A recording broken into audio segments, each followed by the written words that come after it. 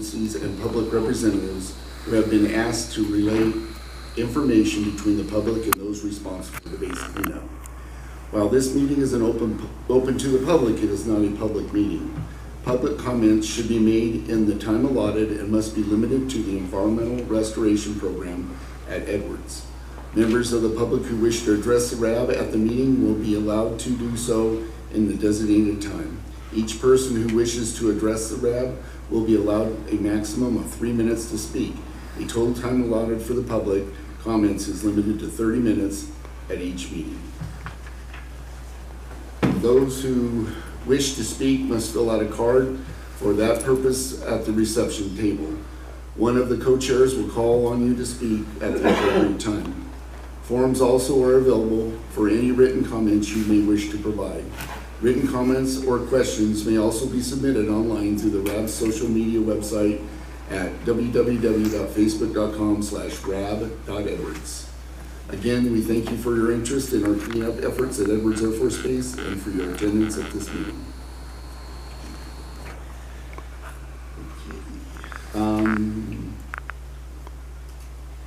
We're down to the introduction of new RAB members. There's none. Okay.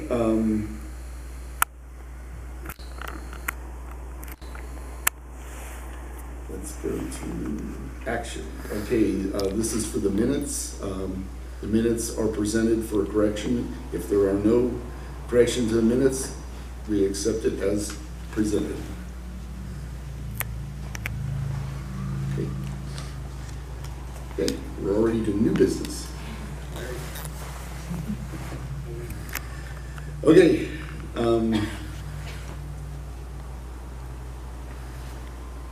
Paul, do you have any new stuff? I will. I'll get up here and give some updates from last meeting.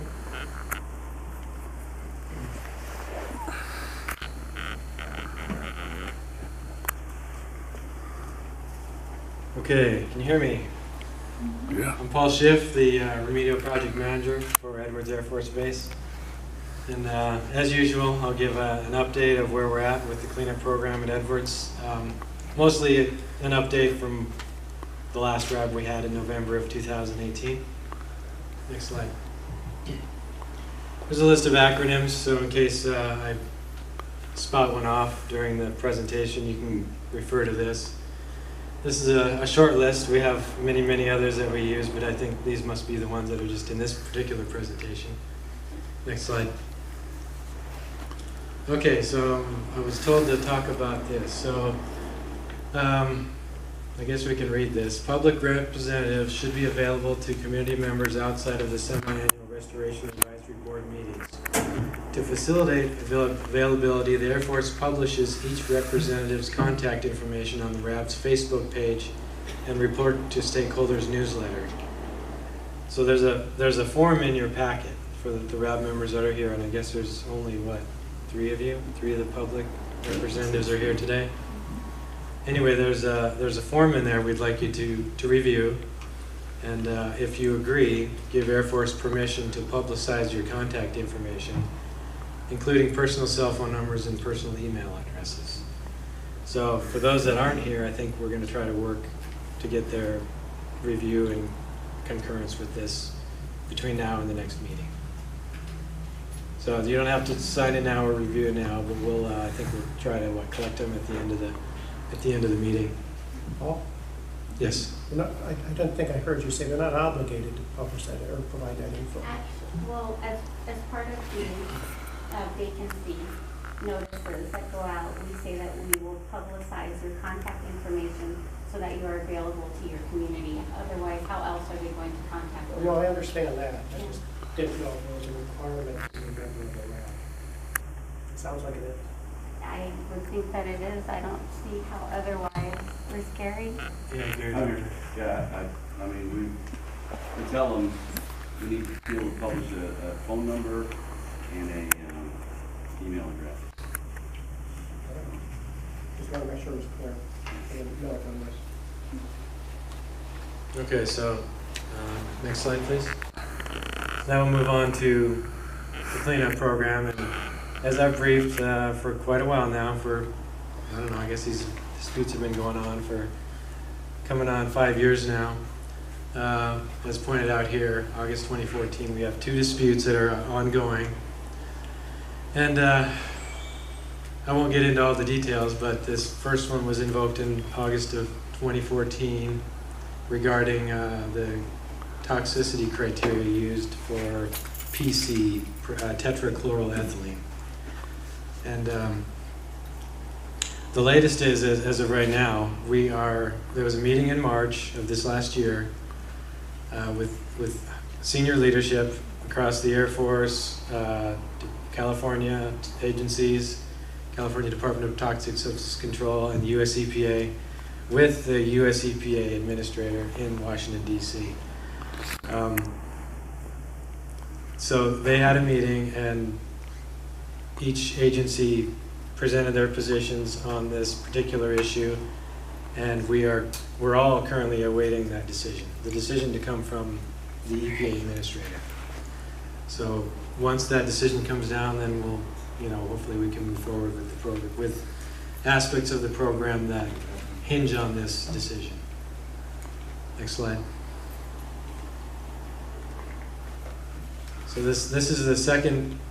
This slide covers the second dispute we have, which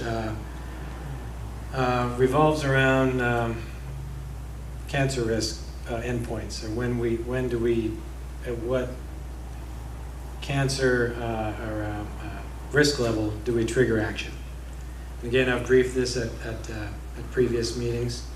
This was invoked by EPA and DTSC in November 2014, and as of last month, one issue remains unresolved, and we're trying to work that issue at our level here. The RPMs, the remedial project managers, are finalizing what's discussed here, this proposed path for evaluating and managing vapor intrusion risks in buildings.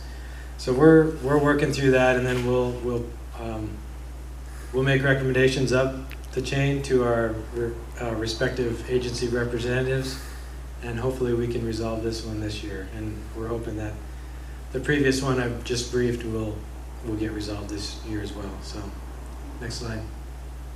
I want to mention, if anybody has any questions as I go along, go ahead and just chime in. I think you might have said, again, I'm not sure I caught that, was that part of the reason the Royals Rod dispute's been on hold is the PC issue for the other dispute affects this rod too. That's true. This dispute, and so we had to wait, and we're waiting on the resolution of the first dispute so we can move on the second dispute. Yeah, there's a lot of things I could bring up and discuss, but I think I probably brought them up in past meetings. But yeah, there's several items in this particular dispute, and one of them is the same item that's in the first dispute. So when that item gets resolved, it will resolve this item here. Oh, one of the items in here, but the one remaining item that's unresolved, separate from that, is this issue here with the vapor intrusion risk. Next slide. PFAS. It's a term that you may or may not have heard. It's an emerging contaminant across the nation, not only at military installations, but at sites that used aqueous film-forming foam. And again, I've brought this up at quite a few past RAB meetings. Where we're at now, and as of March, a couple of months ago, we completed an evaluation of wells at 2 areas that we're proposing to do some additional site inspection work at. One of them is at South Base, and one of them is at North Base, and we can point out during the break where these are at on the boards in the back, and there might be some slides later that will show them as well.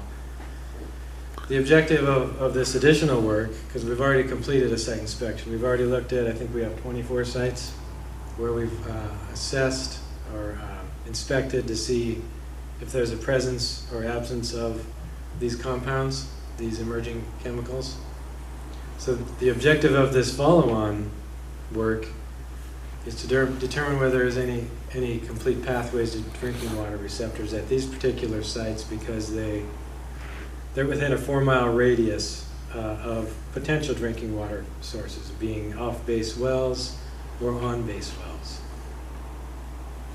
So the draft work plan is expected to be submitted to the regulatory agencies this summer, midsummer, in a few months.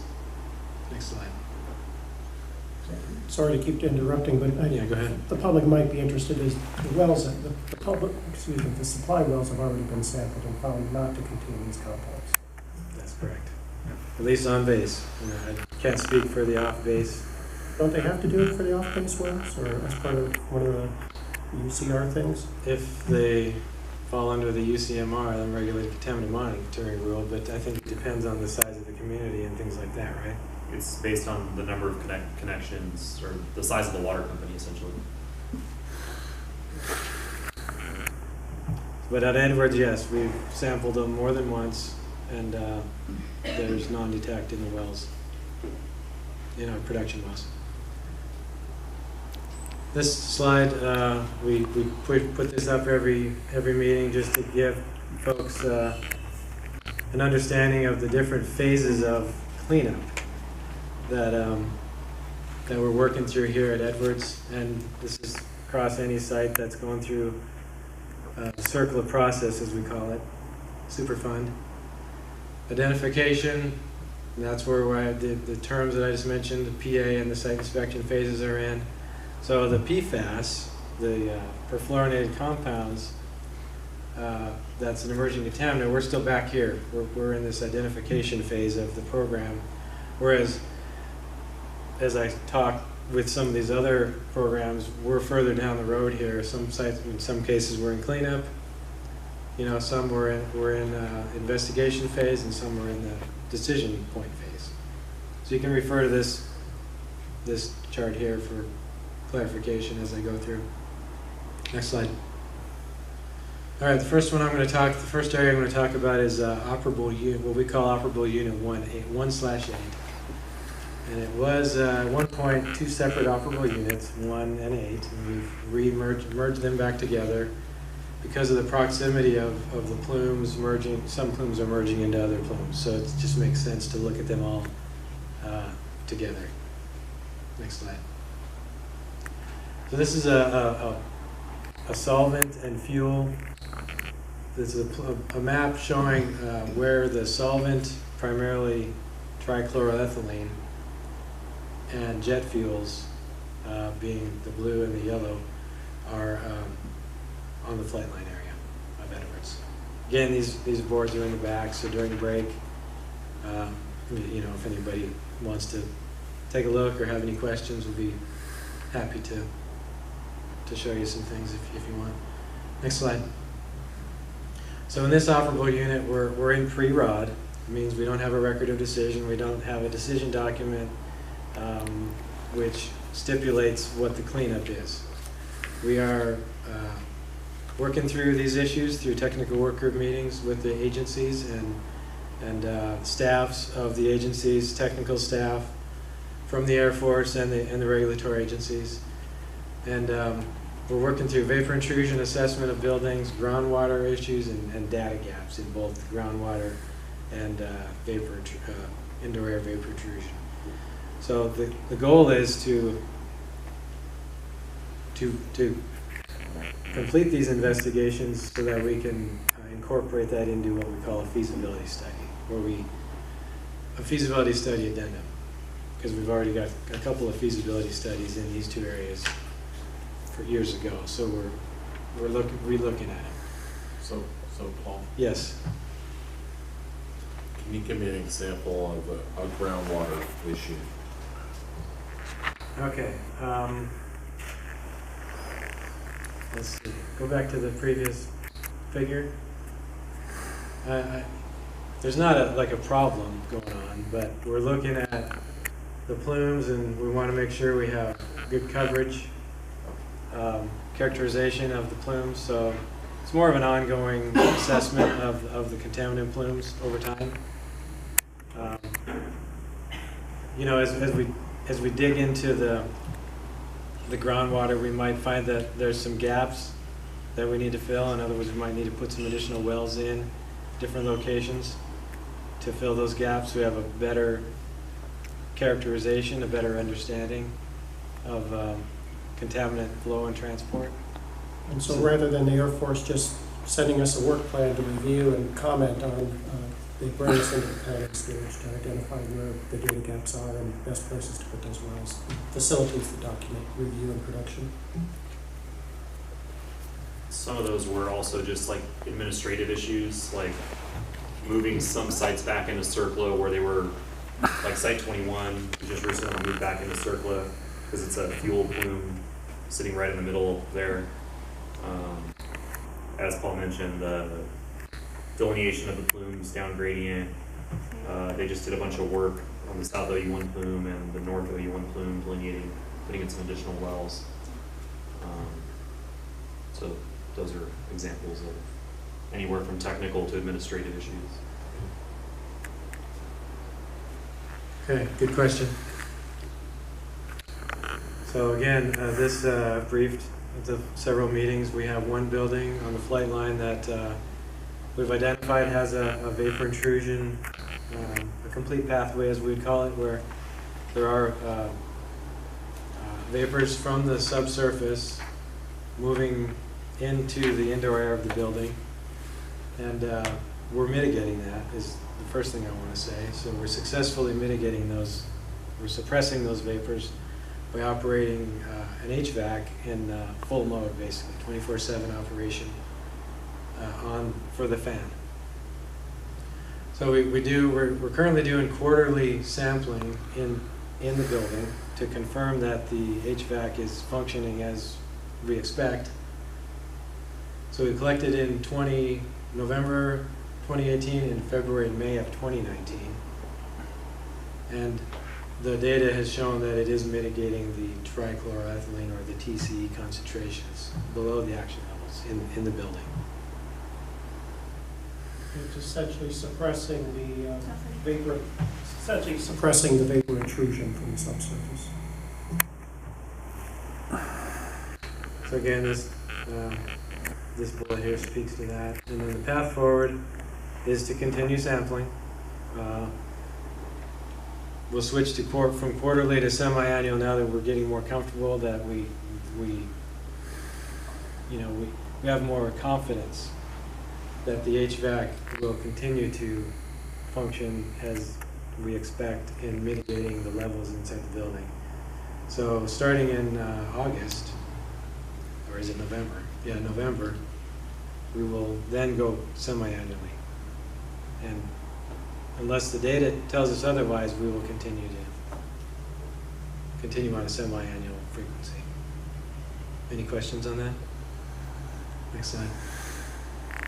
Okay, moving south to operable unit 2, south base, this large area here. Most of the sites are up here in the south base area, the occupied areas.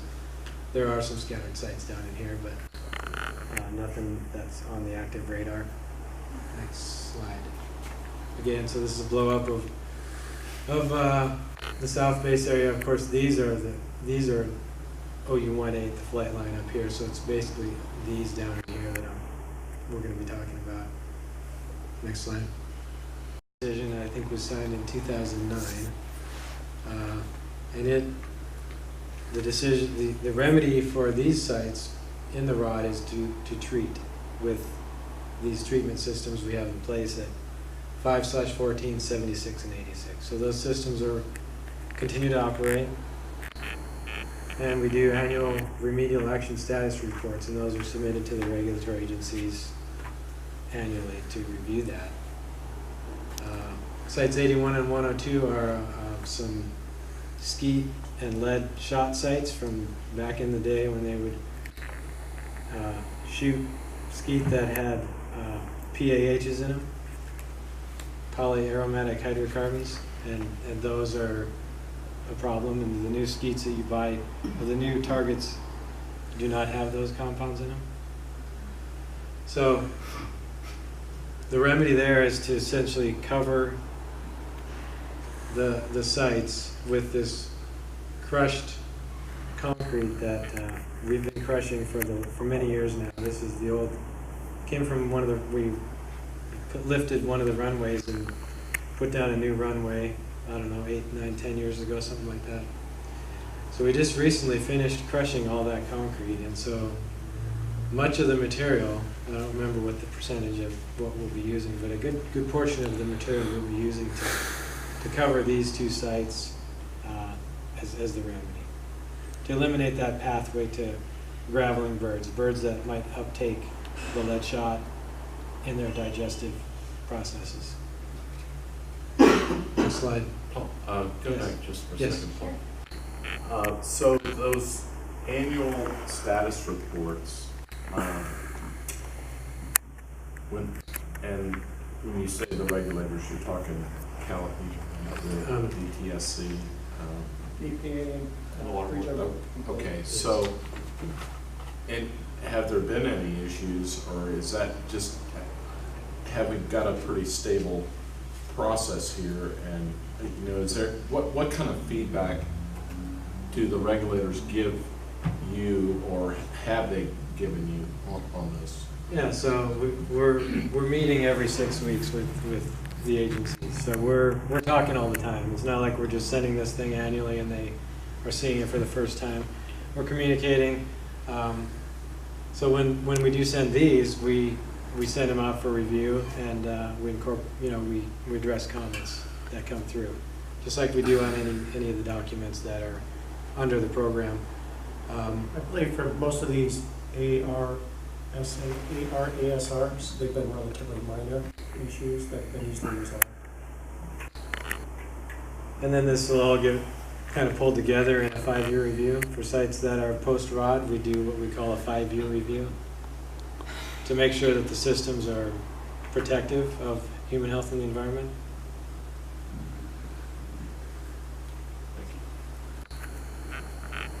Site 5, we recently installed 13 groundwater monitoring wells, new ones, just in December of 2018, to delineate a carbon tetrachloride, which is another chemical of concern that was recently identified down here at South Base.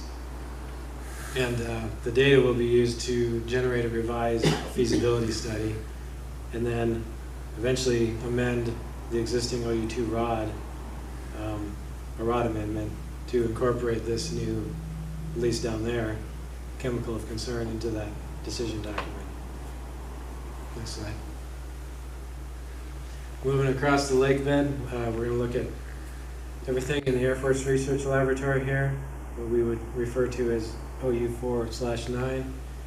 And here we have things that are pre and post ROD. There's a couple of record of decisions in place over here.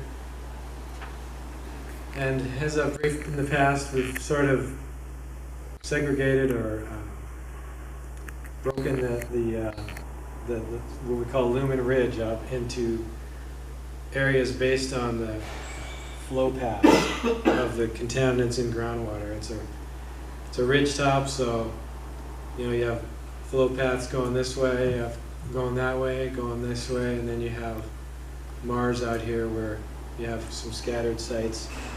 So we essentially have 4 groundwater areas that we're managing under CERCLA, so there's 4 rods there. Well, there will be.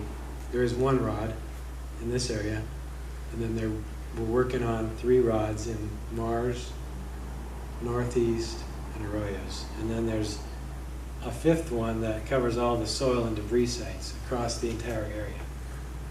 So it's a little bit complicated in that, but next slide. So again, there's 2 of these areas. I wouldn't say they're really in dispute, but the issues arose during the documents that are related to 2 of these areas. And then up on AFRL, in general, groundwater monitoring is continuing and land use controls are in place for the 2 areas that have records of decision, the South AFRL and the soil and debris sites that I mentioned. It covers the whole area. South AFRL, if you go back 1 slide, is this one here, where we have a record of decision in place. So there's work going on. that we're working on. Right now, we're putting a lot of emphasis and focus on the Arroyos area. In fact, we generally, when we have these RAB meetings, we connect them, or we also have, because the staff come down from Northern California, and some come from down here, but we have what we call remedial project manager meetings. So we meet for 3 days sometimes. We've had meetings since Tuesday up through today, and we go into detail on these sites. So we spent a half a day this time talking about the Arroyo site. Previous meetings we've had a whole day on it, and then we'll be meeting again in July to continue our discussions. Next slide. And next slide. Okay, we'll move up to Operable Unit 510, North Base. Again, it's pre-ROD, as the previous slide mentioned. Go ahead, next slide. We have some relative to some of our other sites in OU1 and across the way at AFRL, some small contaminant plumes that come out of the area here. Solvents, fuel, and some perchlorate. Up in here, the old Jet Propulsion Laboratory area. Next slide.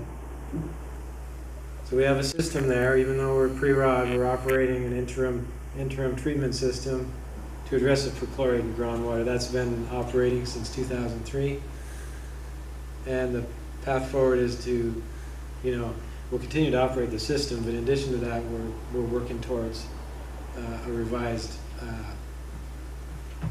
feasibility study addendum for this area as well. So we have a lot of feasibility studies in the works for Edwards. Next slide. NASA is this portion here. They're a tenant on Edwards, and they fund their own cleanup, but we manage it here with our staff. And there is a record of decision on the NASA contamination, the NASA plume. So it is post-ROD. So go ahead. Yeah, you're okay. So you can see right here, this is the NASA plume. The contamination, which is primarily, again, TCE, trichloroethylene. There are some other constituents, but primarily TCE is what you see here. Comes out of the areas here along NASA, and they were the responsible party, if you will. And then you see Site 25. This is another plume that which I guess I'll talk about a little bit later. Anyway, NASA is post-ROD, so we're go ahead to the next slide. We're currently, or we have installed 14 new groundwater wells to give us better delineation, as I mentioned on that other Site 5 at South Base. We're stepping out as needed to get a better understanding of the plume dynamics so we can better manage it. And we're developing a groundwater monitoring plan and a long screen well work plan. What's that terminology, long screen well work plan? Well, I figured somebody would ask. We have some long screen wells that are not only here, but they were put in for maybe injection or extraction, probably injection in this case. And we're wondering if that long screen is creating a situation where you have contaminated groundwater in a higher zone, moving down well, and then potentially migrating to a deeper zone, or vice versa. So this is to I forget what we're doing. Maybe Kevin, you can. We're looking at potentially seeing if we need to plug these wells or put in packers to segregate those zones. We don't want to necessarily lose the wells because they still might be used for cleanup in the future, but since they're inactive at this time, they could be serving as conduits for allowing contamination to migrate to deeper depths where it otherwise wouldn't. So we're evaluating whether or not that's actually happening, and if it is, then what methods we can use to temporarily plug them up, essentially, so that they're not permanently abandoned.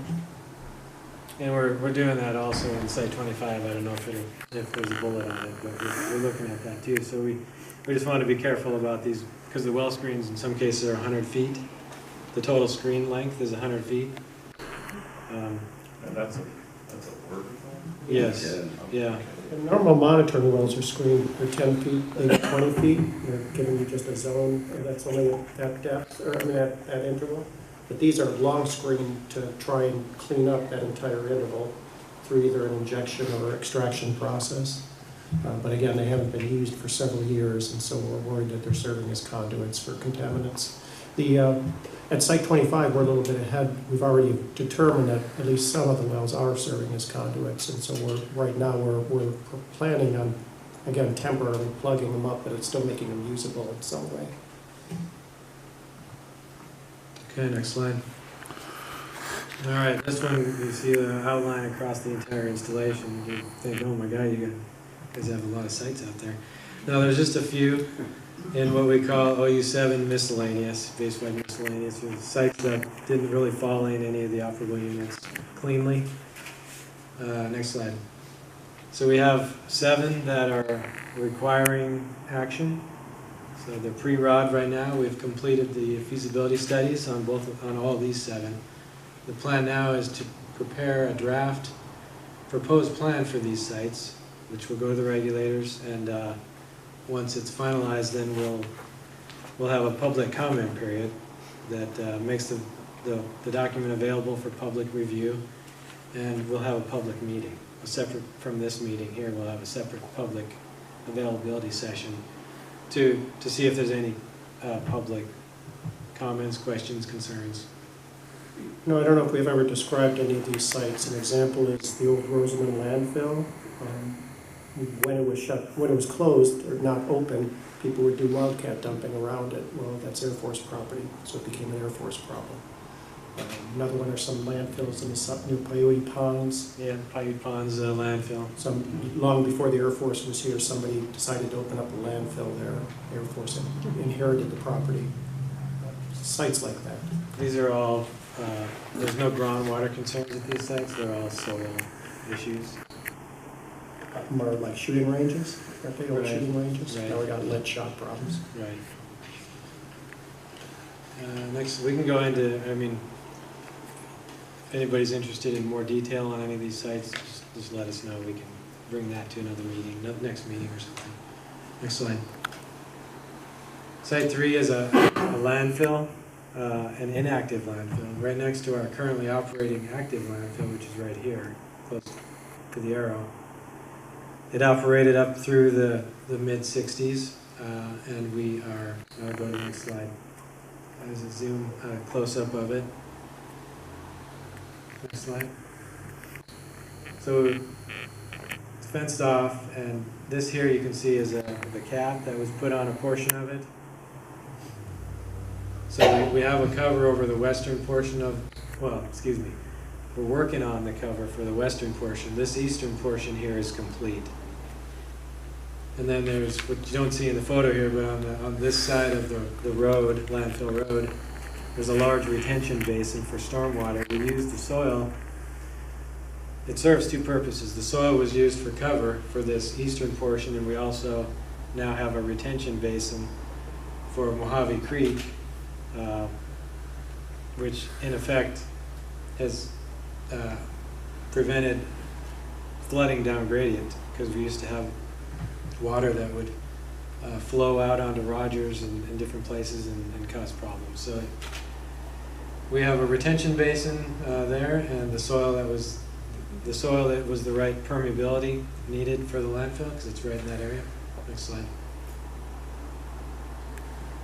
A few sites out on our precision impact range, the Pyra, Post Rod. Again, these were sites that were investigated for chemical warfare material. None was found. However, we are monitoring these sites. These are the locations. And again, as I mentioned previously, we're publishing annual remedial action status reports that go to the regulators. We do 5-year reviews on this site, just like we do on all sites that have a record of decision. And we're actually in there. I think there's a slide that talks about one of the 5-year reviews. Next slide. Yeah, this one. So we have what we call a multi-site 5-year review, and it lumps sites from different areas together that were all close to needing a 5-year review. Some we had to accelerate to fit the schedule. So it's reviewing cleanup remedies at OU2 sites, these sites listed here, Site 3, and this chemical warfare material site. So all the sites some of the sites I previously discussed. And the objective of 5-year reviews is to determine whether the remedies, whether there's protectiveness, that the remedy is protective of human health and the environment.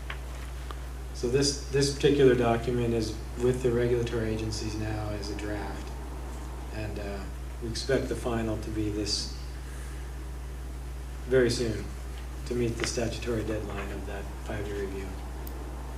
And EPA, US EPA will issue a protectiveness determination based on our 5-year review report. Next slide. Site 25, the large plume here, next slide, pre-rot.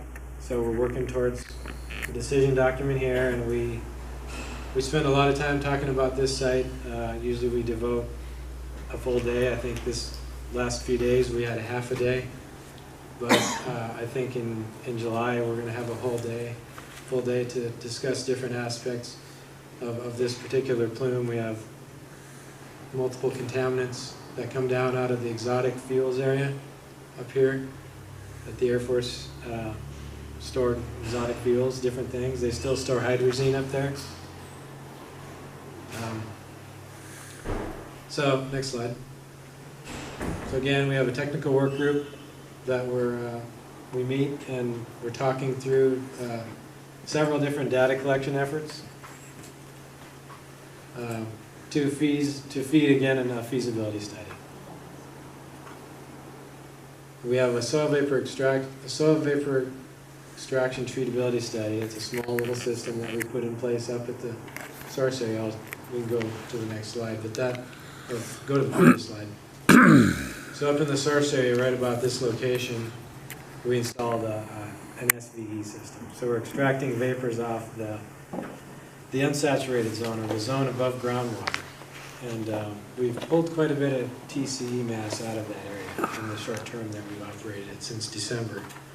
So we'll operate it until is used up for the most part, and then we'll do a rebound test. We'll see how the concentrations in the subsurface rebound to determine, to understand how the system's, the effectiveness of the system, and potential long-term application of that particular technology.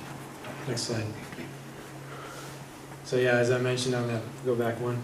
The initial results are encouraging, but again, we don't want to get too excited. We want to look at the rebound testing data and then go from there. Next slide. Then the last area I'll discuss is what we refer to as the Military Munitions Response Program.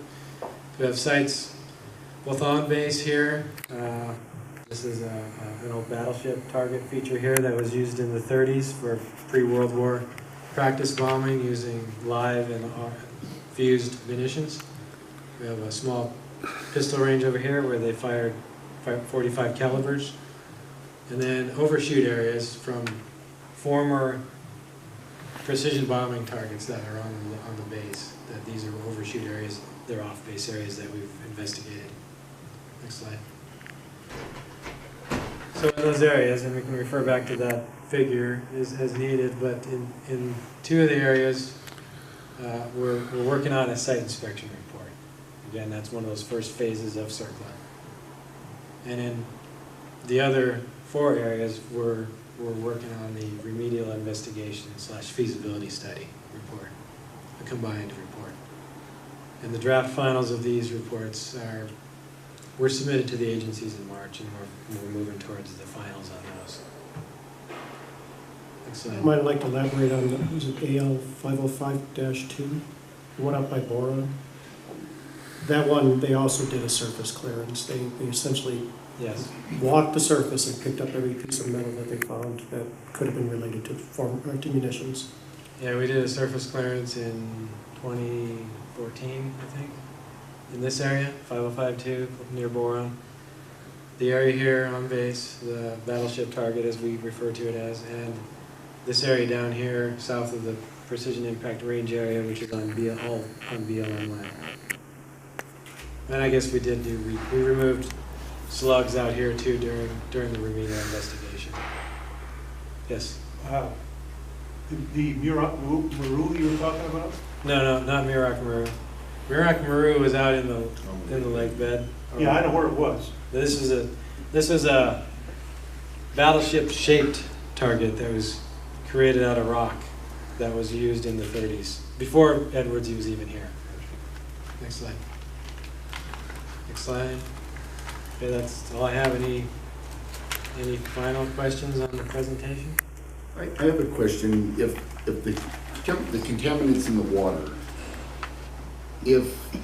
are these contaminants that are checked from water sampling? Like, I know that there's 2 wells just across the highway from North Base. Would that be picked up on their water sample, or it has to be a special water test it has to be run to find out if that's been contaminated? Now, are you talking PFAS or just any contaminant? The North Right. Base, there's the 2, North I know Base? 2 active wells. North just Base or across North Edwards? Not just North Base, there's the apartment complex that's just off the off-ramp. Okay, you're talking North Edwards. Yes. Okay. Yes. And then there's another resident behind. Well, the private residents, I'm not sure what the state requirements are for their sampling. I don't know if Alonzo, you have anything you want to contribute to that? It depends on the size of their system, how many connections they have, and what they're required to test for. It's just, Would it be picked up on a normal broad base? It depends on what we're analyzing for. So if you're looking for solvents, you have to run a certain test. You have to run a certain analysis at the laboratory. And if you're looking for the PFAS compounds, that's a whole different. so in the case of the solvents, yes, they routinely, or once a year, again, depending upon the requirements, they do sample for solvents. PFAS is an emerging contaminant that they don't necessarily do that. Very, very small water systems, I think their only requirement is to test for bacteria. So that would be, I don't know, there's definitions to small water systems. It's like 2 to 10 connections, and then anything over 10, there's additional requirements. So I guess the answer is it depends on the size of the water system. One of the things with this PFAS investigation is they are planning on sampling all of the wells along the north side of the base, pretty much. And I don't know if that means one of those wells near North Edwards. They probably are. I think Bruce is referring to off-base wells probably. Yes. But we're close to it. the Yeah. map. Yeah, we go back to the. The regional blue map. It's that except without the.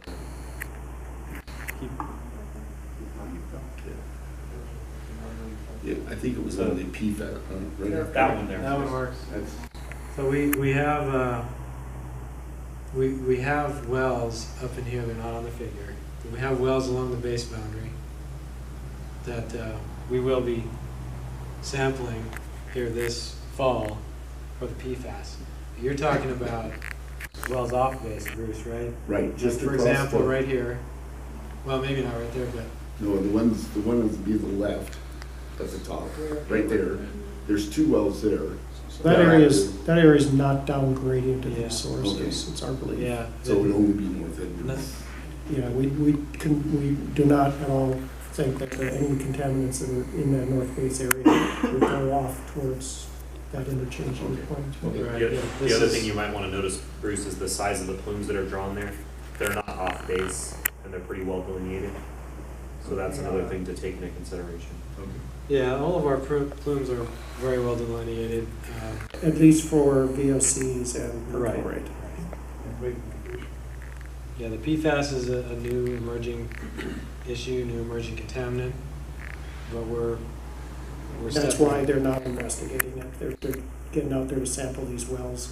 In fact, these are the highest priority activities because of the potential for impact to off-base wells. Okay. Okay, any others? Going once, going twice? Okay, thank you.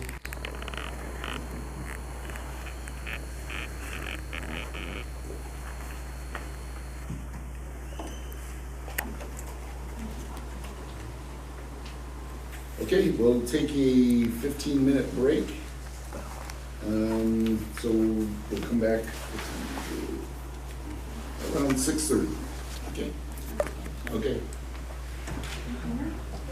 Business. Gary, do you have any vacancy notices? Or I can give an update on where we're at with vacancies. First of all, we get to welcome Erica back. She's welcome back. She's no longer working at EM, so there's no conflict. She's working in Lancaster now? Yes, I am, Yeah. for the Paris law firm, for Oh, the okay. environmental team. Nice, nice. All right, so welcome back, Erica. That's great. California City, we've got Alexia Spada. Doesn't look like she was able to make it tonight, but she is the California City rep.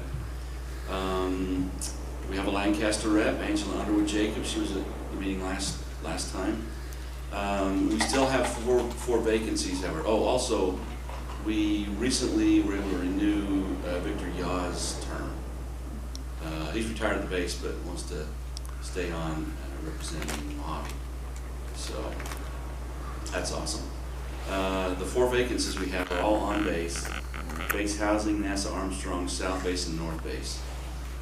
North Base is going to continue to be difficult because there's nobody out there, and they don't talk to each other.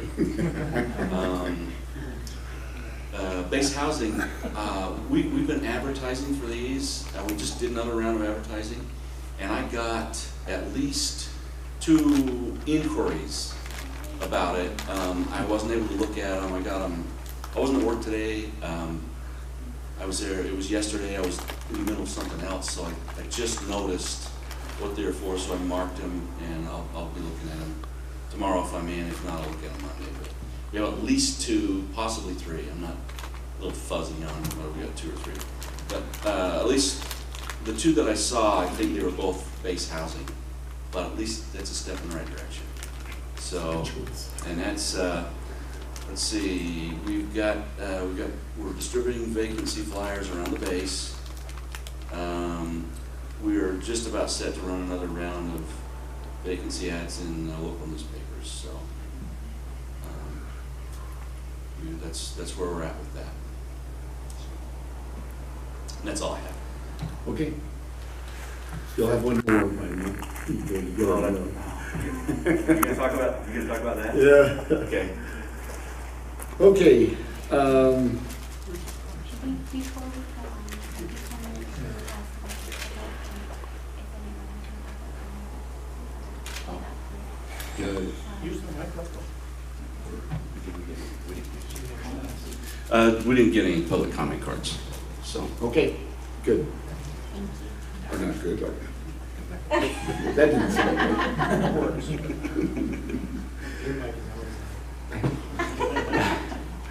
That was a mistake. Okay, schedule next meeting. Looks like it's in North Edwards and, oh, around the table, yeah. Okay, got it. We'll start with our Rosamond representative. So I was just talking with Dennis Schaffner and about ways to increase the publicity, and also with Jim Joyce a little bit there. So there is some work that I need to do, and I still owe a little bit of feedback to the Rosamond Municipal Advisory Council, RMAC. Just an update on how things are going environmentally. There generally is not a lot of interest in Rosamond, just because we're 15 to 17 miles away from, or 20 miles away. However, and I've tried to emphasize this in the past, that a lot of us work out in those places, so it does matter. I was just thinking, I know last meeting we said goodbye to Rebecca Hobbs. She really helped me a lot in terms of being able to provide information to the community, and it's, I'm a little bit overdue on getting an update to Rosamond. Okay. Nothing from Moron. Thank you. Okay. Alondra? Nothing to report. Amanda? Nothing to report. Kevin? I've talked, waxed eloquently, I'm sure, about our toxicity criteria rule in previous meetings. I just want to let you know we're developing a frequently asked questions sheet for it. When we get it done, I'll advertise it. People want to read it.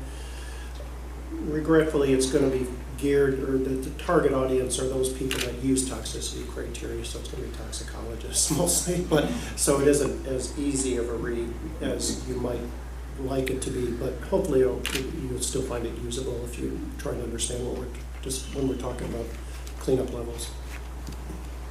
Okay. Otto? Nothing, thank you. Okay. Paul? Nothing additional unless there's other questions for the Air Force. Okay. Okay, for myself, I am quickly going to retire. Not quickly, but I'm on my way to retirement, and we're going to be moving out of the area. My wife and I purchased a very large fifth wheel, and we're going to travel the country, and we bought a real fixer-upper in Wyoming. And I mean real fixer-upper. So we'll be spending the whole summer. I'm going to have surgery. I'm having shoulder replacement. I already had one on the right. I'm going to have my left one done now. But we'll be spending recuperating in Wyoming, not doing too much work. My wife will be doing a lot. Anyway, we're going to be moving, and we're going to spend the summers there, and the winters will be spent in St. George. So we got two places to migrate to, and it's been an honor and a pleasure to serve on this committee. I see the good work that's being done and the needed work that is being done, and to keep the public safe. And I really have a great confidence that that's being accomplished, that the board isn't just for nothing. It's to keep track and help the public keep in touch and informed. I don't know how many years I've been doing this, but it's been a few. Right? Yeah. So anyway, it's been a pleasure, and I don't regret it. I've missed a couple meetings lately, but I was in Hawaii and visiting a daughter. That's pretty rough, but but anyway, I'm working on my replacement. So I think I have 2 or 3. So well, not lined up. I'm strong-arming. But I think they'll either any of the 3 will make a good fit. And they've been in the community for a long time. So we'll see if I can persuade one of them. So anyway, I'm going to try to do that before I leave. Okay. Okay. Well, before you conclude, I just want to thank you from the Air Force for your support to the program, and appreciate your co-chairing the RAB for the number of years you did. Thank you, Bruce. Appreciate it.